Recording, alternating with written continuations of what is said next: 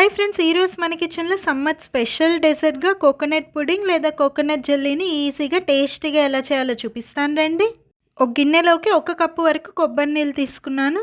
నేను తీసుకున్న కొబ్బరి నీళ్ళు స్వీట్గానే ఉన్నాయి కాబట్టి కొంచెం పంచదార అంటే 4 టేబుల్ స్పూన్ పంచదార వేస్తున్నాను. అగరగర్ పౌడర్ అయినా నేను వీడియో క్లిప్లో చూపిస్తున్న విధంగా అగరగర్ స్ట్రిప్స్ అయినా మొత్తం 10 గ్రామ్స్ వేయాలి. ఇలా తుంచి వేసుకోండి, లేదా ఈ స్ట్రిప్స్ని మిక్సీలో వేసి పౌడర్ చేసైనా వేసుకోవచ్చు. ఒకసారి బాగా మిక్స్ చేసేసుకొని కొబ్బరి నీళ్ళలో అగరగర్ని 15 నిమిషాలు నానబెట్టేసుకోండి. ఈ లోపల కొబ్బరి నీళ్ళలో పంచదార కూడా పూర్తిగా కరిగిపోతుంది. ఈ లోపల కొబ్బరి బొండంలో ఉండే కొబ్బరిని నీట్గా వాష్ చేసుకొని చిన్న ముక్కల్లా కట్ చేసేసుకోండి. ఇలా చిన్న ముక్కల్లా కాకపోయినా సన్నగా పొడవుగా అయినా కొబ్బరిని కట్ చేసుకోవచ్చు. 15 మినిట్స్ తో చూసారంటే అగరగర్ కొబ్బరి నీళ్ళు బాగా నానిపోయి ఉంటుంది. స్టవ్ మీద ఒక గిన్నె పెట్టుకొని అగరగర్ మిక్స్ వేసేయండి.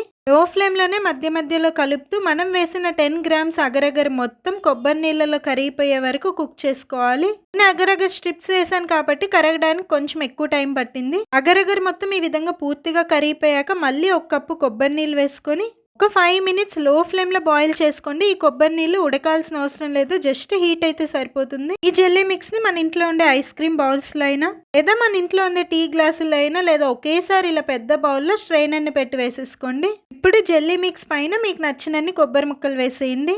జెల్లీ మిక్స్ పూర్తిగా చల్లారనిచ్చి ఫ్రిడ్జ్ లో పెట్టుకోండి. ఇంత టైం అని చెప్పను కానీ జెల్లీ పూర్తిగా సెట్ అయ్యేంత వరకు వెయిట్ చేయండి.